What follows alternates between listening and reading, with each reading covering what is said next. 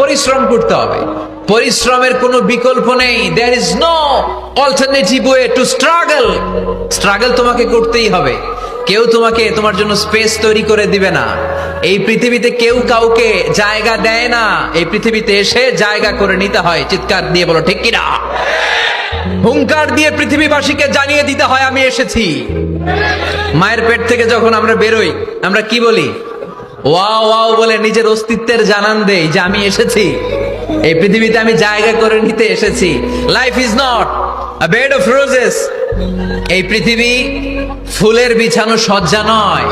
এখানে কষ্ট করতে হবে, পরিশ্রম করতে হবে, ঘাম ঝরাতে হবে।